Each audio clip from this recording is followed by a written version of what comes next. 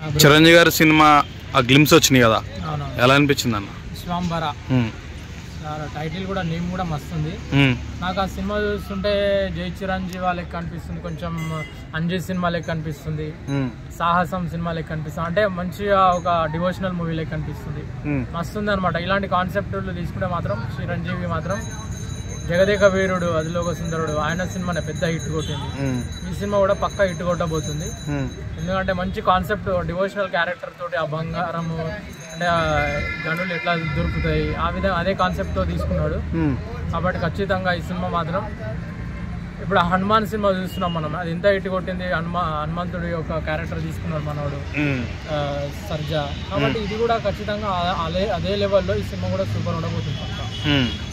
So Anjaneya స్వామి పక్క నుంచి ఒక షాట్ వెళ్ళింది కదా ఇట్లా ఫ్లై క్యామ్ చూస్తుంటే, సో అది ఎట్లా అనిపించింది అన్న? సూపర్, అసలు ట్రైలర్ చూసిన గ్లిమ్స్ చూసినా కానీ మస్తు అనిపించింది నాకైతే.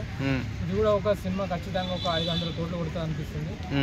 ఎందుకంటే చిరంజీవి గురించి చెప్పని అవసరం లేదు, ఆయన యాక్టింగ్ గురించి కూడా చెప్పేంత మనకు ఆ యొక్క కెపాసిటీ కూడా లేదు. సినిమా కూడా పక్కా సూపర్ హిట్ కాబోతుంది. అయితే బయట టాక్ ఏముంది ఎవరన్నా అంటారు చిరంజీవి గారికి ఆంజనేయ స్వామికి ఒక లింకప్ ఉంటుందని. సో ఆ వైబ్ ఏమైనా ఇందులో వచ్చి ఇంకా హిట్ అయ్యే ఆప్షన్ ఉందంటవా? పక్కా హిట్ అవుతుంది. ఎందుకంటే చిరంజీవి ఎప్పుడు కూడా ఎవరు క్రాస్ చేయలేరు. మనము జగదేక వీరులు అదిలోక సుందరులు చూస్తున్నాము, జై చిరంజీవి అనే సాంగ్ కూడా చిరంజీవి జగదేక వీరుడు ఎంతో పెద్ద హిట్ కొట్టిన సినిమా. అవును, అంటే డివోషనల్ మూవీస్ ఆయనకు మంచి సూటబుల్ అవుతాయి. ఖచ్చితంగా ఈ సినిమా కూడా అట్లానే ఇంకా దానికంటే వేరే లెవెల్ అనిపిస్తుంది. ఎందుకంటే 100 కోట్ల బడ్జెట్ పెట్టారు అంటే మామూలు విషయం కాదు. సినిమా కూడా ఖచ్చితంగా చిరంజీవి.